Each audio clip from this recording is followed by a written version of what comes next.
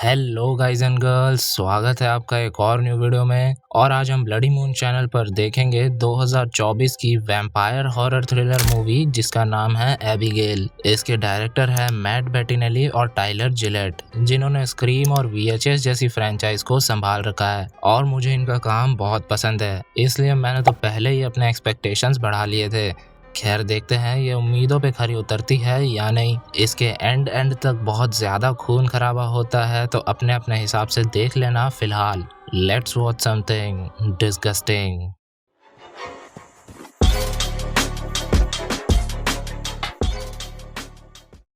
ये कहानी मूव करती है एक बैले डांसर एबिगेल और उसके 6 किडनैपर्स के अराउंड, लेकिन आप जैसा सोच रहे हो वैसा बिल्कुल नहीं होने वाला। खैर मूवी के स्टार्ट में वो 6 किडनैपर्स, इनका इंट्रो मैं आपको आगे दे दूंगा। फिलहाल इनकी टीम एक साथ मिलकर जैसे तैसे एबिगेल को किडनैप करते हैं और उसे लेकर आते हैं एक आइसोलेटेड मैंशन में, जहां उनका इंतजार कर रहा था उनका बॉस लैम्बर्ट। इसने ही इन्हें किडनैपिंग के लिए हायर किया है और अब ये एबिगेल को तब तक यहीं रखेंगे जब तक उसका डैड उन्हें फिरौती नहीं दे देता, जो कि है $50 मिलियन, सबके हिस्से में 7 मिलियन। खैर लैम्बर्ट इन्हें यहाँ छोड़कर चला जाएगा और उन्हें एबिगेल के साथ यहाँ रहना पड़ेगा। फिर जब पैसे मिलेंगे तो सब कोई अपने अपने रास्ते।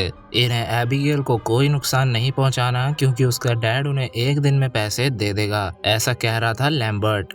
उसने उन्हें अपना रियल नेम एक दूसरे को बताने को मना किया, ना ही उनकी कोई बैक स्टोरी या कुछ भी पर्सनल डिटेल्स, आधार कार्ड या पैन कार्ड का नंबर वगैरह। नहीं, मजाक कर रहा था।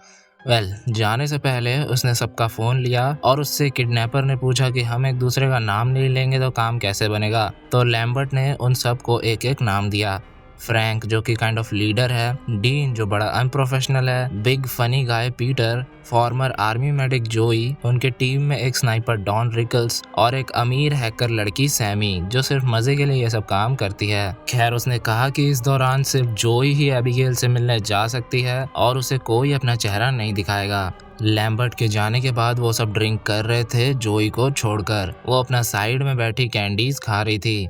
इतने में फ्रैंक ने जोई को चैलेंज दिया कि अगर तुमने मेरे बारे में एक चीज भी सही बताई तो ये $100 तुम्हारे। जोई ने बोला कि वो एक पुलिस हुआ करता था, क्योंकि उसके चाल ढाल से लग रहा है कि वो हमेशा कंट्रोल अपने हाथ में लेना चाहता है। पीटर ने भी उसे उसके बारे में पूछा तो जोई ने कहा कि वो बचपन में स्कूल में बुली हुआ करता था और घर में अपने बाप से, लेकिन जब उसने एक बढ़िया शरीर बना ली तो उसने उसी लाइन में अपना करियर भी बना लिया, यही किडनैपिंग जैसे 2 नंबरी काम। सैमी के बारे में भी उसने बताया कि वो सिर्फ अपने लाइफ में किक के लिए ये सब काम करती है, बाकी पैसों की उस पर कोई कमी नहीं। गन की जगह वो कीबोर्ड के जरिए अपना काम करके खुद के हाथ गंदे होने नहीं देती। डीन को उसने कहा कि वो बड़ा अनप्रोफेशनल है लेकिन ड्राइविंग बढ़िया कर लेता है।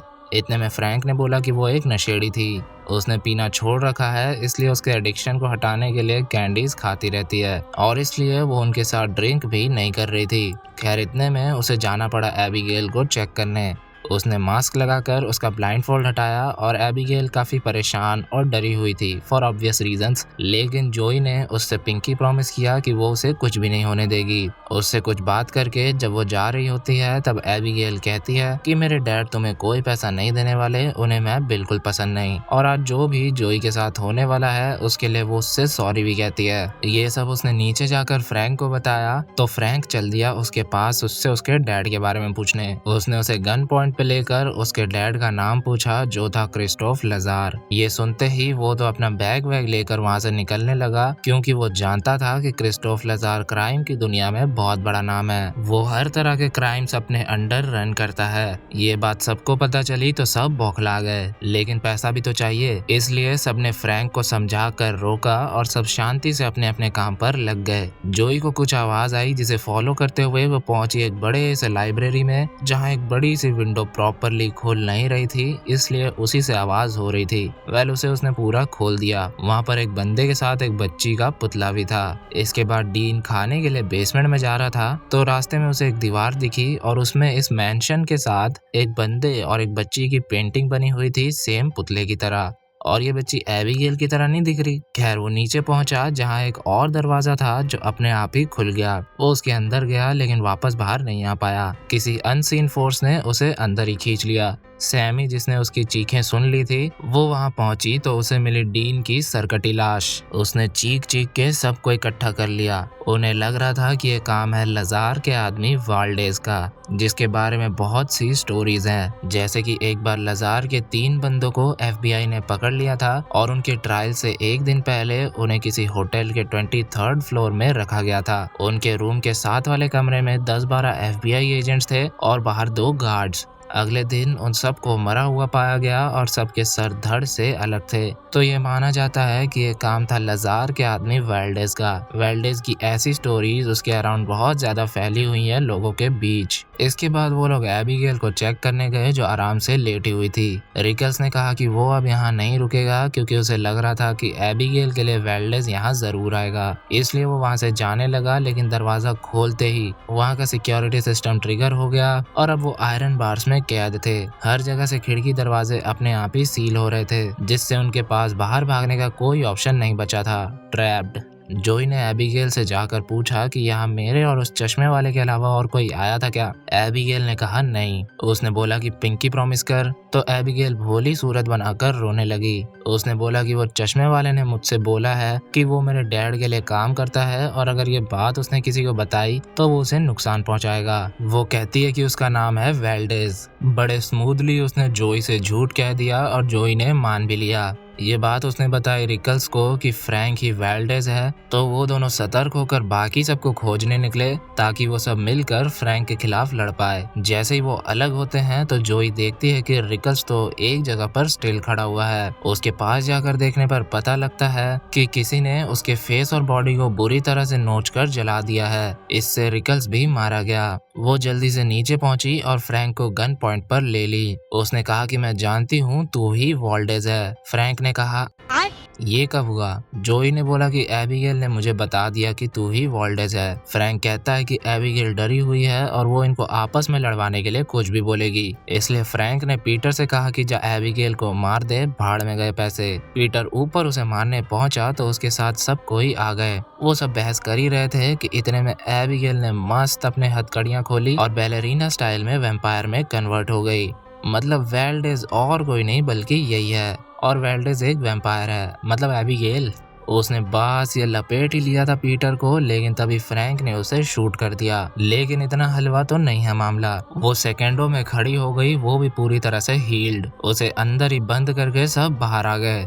बाहर सब उसे मारने का प्लान बना रहे थे सिवाय जोई के, क्योंकि उसके हिसाब से अगर वो उसे मार देते हैं तो उनके बाहर निकलने का इकलौता चांस भी चला जाएगा। आज नहीं तो कल उसका बाप उन्हें कहीं ना कहीं से खोज कर मरवा ही देगा। लेकिन फ्रैंक पीटर और सैमी के साथ उसे मारने चला गया, कुछ लहसन, वुडन स्टिक्स और क्रूसीफिक्सेस लेकर, क्योंकि वैम्पायर्स को इन सब से डर लगता है और उनके हार्ट के थ्रू वुडन स्टिक घुसा कर उन्हें मारा जा सकता है। उसके रूम में वो उन्हें मिली नहीं क्योंकि वो ऊपर डीन की हेडलेस लाश के साथ डांस कर रही थी। उन्होंने उस पे हमला किया लेकिन वो अकेली उन तीनों पे भारी थी। उस पे क्रॉस, लहसन, कद्दू किसी चीज का असर नहीं हो रहा था। वो पीटर के चेस्ट में क्रॉस से बहुत सारे वार करती है और फ्रैंक के पैर में स्टेक घुसा देती है। फिर क्या, उसने अपना खेल सिर्फ अभी शुरू ही किया था। इतनी जल्दी वो उन्हें नहीं मारने वाली, इसलिए वो उन्हें जाने देती है। नीचे जोई के पास प्लान ऑलरेडी मौजूद था। उसने बताया कि उसने जब एबिगेल को किडनैप किया था तब एबिगेल के अंदर उन्होंने सेडेटिव इंजेक्ट किया था जिससे उसके सच में पल्स स्लो हो गए थे। अब इनके पास एक ही इंजेक्शन बचा है जो जोई अपने साथ लेकर जाएगी और बाकी सब उसे ढूंढकर उसे कॉर्नर करेंगे ताकि वो उसे इंजेक्शन लगा सके। खैर, उसे खोजते हुए सैमी एक लिटरल ब्लड बाथ मैसेकर में गिरी जिसमें बहुत सारी लाशें थी। वहीं एबिगेल को रास्ते में जो दिख रहा था उसे वो मारती गिराती हुई बढ़ती जा रही थी। उसने फ्रैंक को दबोचा हुआ था तो जोई ने उसे इंजेक्शन लगाना चाहा लेकिन उसने उसे दूर फेंक दिया। सैमी ने फ्रैंक की हेल्प करी लेकिन उसने सैमी के हाथ में काट लिया। फिर वो फ्रैंक को लेकर उड़ रही थी लेकिन तभी पीटर ने उसे दबोचकर ओवरपावर कर लिया। जोई ने जल्दी से सिरिंज हासिल किया और उसे एबिगेल को लगा दिया। सैमी थोड़ी चिंतित थी कि अब उसके साथ क्या होगा। अब जब एबिगेल को होश आता है तो वो खुद को एक केज में पाती है और यहाँ पे बहुत कुछ रिवील होता है। एबिगेल कोई बच्ची नहीं बल्कि उसकी उम्र यही कुछ 200-400 साल है और वो अपने डैड का प्यार वापस पाने के लिए उनके दुश्मनों को काफी समय से मारती आ रही है। लैम्बर्ट उसी के लिए काम करता है और एबिगेल के कहने पर लैम्बर्ट ने इन 6 लोगों से एबिगेल को किडनैप करवाया था।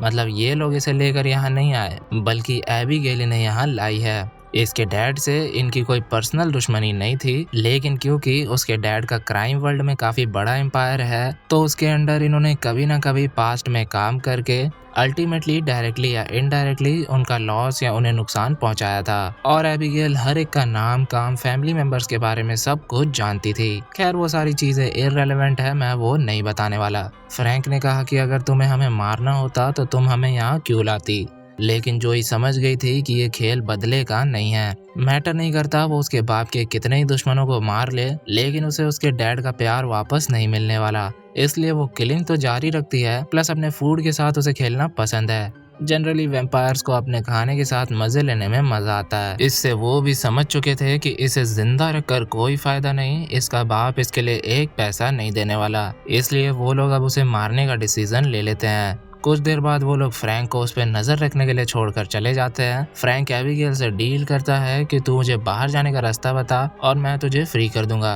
एबिगेल उसे रास्ता बताती है, लेकिन ऑब्वियसली वो दरवाजा नहीं खोलता। तो क्या एबिगेल दरवाजा तोड़कर उस पर हमला कर देती है, लेकिन तभी जोई ने वहां आकर एक प्लैंक को तोड़ दिया, जिससे थोड़ी सी सनलाइट एबिगेल पे पड़ी, जिससे उसका हाथ फट गया। वही क्लासिक वैम्पायर वाला कॉन्सेप्ट, वैम्पायर धूप झेल नहीं सकते, लेकिन यहाँ तो धूप के कांटेक्ट में आने के 1 सेकंड में ही उनके बॉडी पार्ट्स फट रहे हैं। इंटरेस्टिंग। लेकिन वो साथ के साथ हील भी हो रही थी। खैर वो सब भागते हुए लाइब्रेरी पहुंचे, क्योंकि फ्रैंक को एबिगेल ने बाहर जाने का रास्ता लाइब्रेरी से ही बताया था, लेकिन वो झूठ कह रही थी। लाइब्रेरी में कोई रास्ता नहीं था। खैर अब यहाँ बैठे तो रह नहीं सकते, क्योंकि फिर से रात तो होगी ना, तब कहाँ जाएंगे। इसलिए वो 2 टीम्स बनाकर बाहर निकलने का रास्ता ढूंढने लगे। जोई के साथ था फ्रैंक और बाकी दोनों एक साथ। उन्हें अलग हुए अभी कुछ समय हुआ ही था कि सैमी वैम्पायर में कन्वर्ट हो गई और उसने पीटर को जान से मार दिया।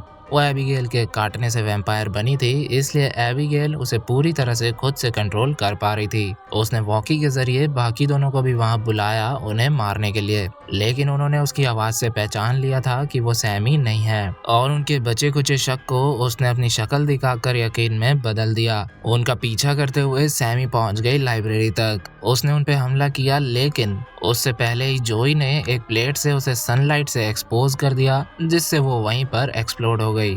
तभी वहां से एक सीक्रेट दरवाजा खुला, जिससे उन्हें लगा कि ये पक्का कोई ट्रैप है, लेकिन इसके अलावा और जाएंगे कहाँ। वहां से होते हुए वो पहुंचे कंट्रोल रूम तक और वहां उन्हें मिला लैम्बर्ट, जो खुद भी एक वैम्पायर था। मेरे लिए तो अर्रे भयंकर मोमेंट यही था, क्योंकि हमें ये तो पता था कि लैम्बर्ट एबिगेल के लिए काम करता है, लेकिन ये नहीं पता था कि वो भी एक वैम्पायर है। उसे एबिगेल ने 2 साल पहले वैम्पायर बना दिया था, तब से ही वो एबिगेल के लिए काम करता है, लेकिन अब और नहीं। वो फ्रैंक को ऑफर करता है कि वो उसे काट कर वैम्पायर बना देगा, जिससे वो दोनों आराम से एबिगेल को मारकर यहाँ से जा सकते हैं, और फ्रैंक इसके लिए राजी भी हो जाता है। उसने जोई को परे हटाकर फ्रैंक को काटा, फिर उसे खुद का खून पिलाया। इससे वो फुल्ली कन्वर्ट होगा। लैम्बर्ट के मरने के बाद भी वो वैम्पायर ही रहेगा, वापस ह्यूमन नहीं बनेगा। उसके बाद फ्रैंक ने काफी सारा खून उगला, फिर उसने लैम्बर्ट को ही मार दिया, क्योंकि लैम्बर्ट उसका काफी अच्छा दोस्त था, लेकिन उसने उसके साथ गद्दारी करी थी ना यहाँ फंसाकर।